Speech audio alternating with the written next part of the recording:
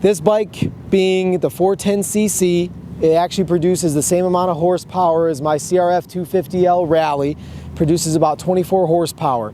It has a little more torque than the Rally, I believe, than my 250 Honda, but the way this rides is exactly like the Honda CRF 250L Rally in terms of the way you would ride it. This bike is perfect for blasting around back roads.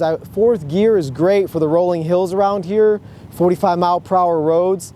I think this bike needs two things. I think it needs aftermarket seat to make it more comfortable and a taller windscreen, unless you're a shorter rider. This bike is very unique looking. It looks like it's an overseas bike that made it into the States as a gray market. That's essentially the impression I get. I think, okay, so this bike was built in India and you shipped it here with your household goods because you're a diplomat. How else do you get a bike like this into the States? It's very unique. This bike has, what surprised me the most on this bike is this manual choke.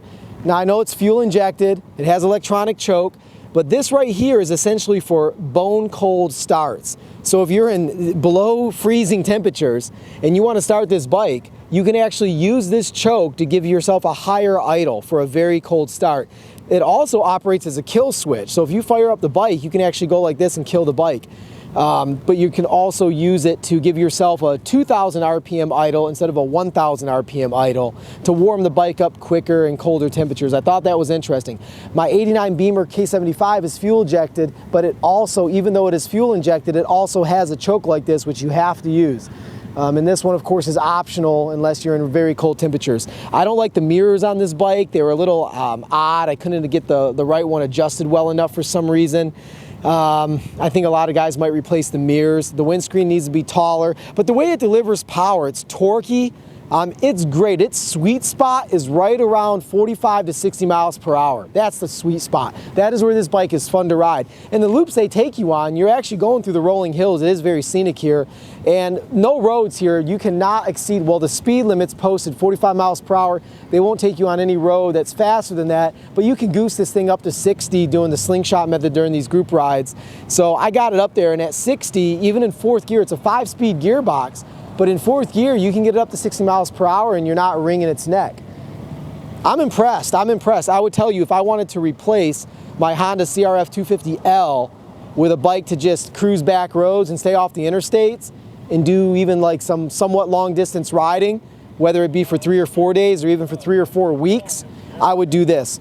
I took my CRF 250L Rally on a 4,000 mile ride from Virginia to Wisconsin, Michigan, Wisconsin, all back roads, and there and back was over 4,000 miles. I would do that on this bike, all back roads, 4,000 miles over the period of like 3 to 4 weeks. So yeah, I would consider this bike, I think it might be I would consider it for the tat, but I would avoid the more difficult sections. I don't know how else to describe it other than extremely unique and great for cruising off the interstate. I think interstate, you want to minimize your interstate time on a bike like this. But then again, it will do 65 to 70 absolutely fine.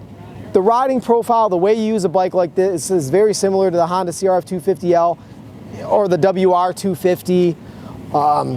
You're basically riding this as if it's a 250cc dual sport essentially. That's the odd thing. It's a 410cc engine. It is torquey. It's a fun bike. Oh, ergonomics are great. Standing on this bike stock, I was shocked. This was the bike with the best stock ergonomics. The Yamaha T7 was a close second, but for I'm an average height. I'm only 5'10", 31-inch inseam. So stock ergonomics for standing, it's actually pretty good. You could get some, maybe 30mm risers, bring it up just a little bit, I guess, and it would be nicer. But this and the T7 had the best ergonomics for an average height person like me, 5'10", great ergonomics. And the seat, I think an aftermarket seat would mean a whole lot of difference. I mean, what I do is I stand during rides to be able to ride longer without developing rear end pain. So I'll stand to alleviate my rear end. It's what I do.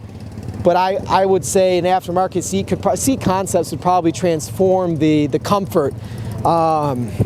Yeah, I think this is also more passenger capable than my CRF 250. And I say that just because I think the torque is there, even though the horsepower is the same. I think this, and also this might be a heavier bike than this might be pushing 400 pounds. I'm thinking it has to be right around 400 pounds. Oh, I'll also say this. I was able to flat foot this bike at standard height. The center stand is nice, which the T7 I don't believe has stock standard. I think this one does.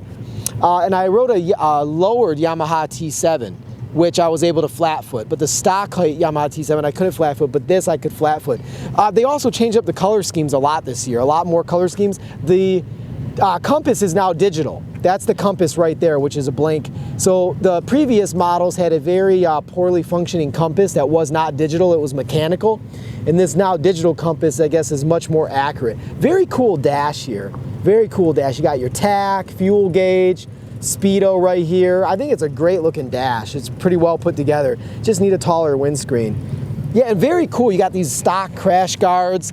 And actually they have a bike nicely equipped down there in Himalayan with the side cases from Royal Enfield. And I think Royal Enfield has a pretty nice looking set of side cases available from them. Now, are you worried at all about reliability when it comes to... You know what? Here's the thing what I've read about these. So in Texas, they have a hub. So all US bikes from Royal Enfield Himalayan are going to a hub in Texas. And at that hub in Texas, they are doing some crazy quality control to make sure that every bike dealerships receive are high quality. They've been through quality assurance, quality control. And so it minimizes a lot of the issues you're going to have. So I think reliability is probably a lot better than it used to be. And I don't think reliability would scare me away on this bike. I don't think it would. Now, it is true Royal Enfield had a poor reputation for reliability in the past. And they've done a lot better with these bikes. And I think they've created a system with that Texas hub to make sure that these bikes are tight and right before they go out to the public.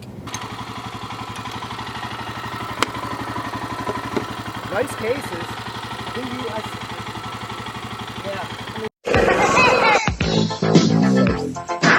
I'm kind of stuck here. The cops won't bother me.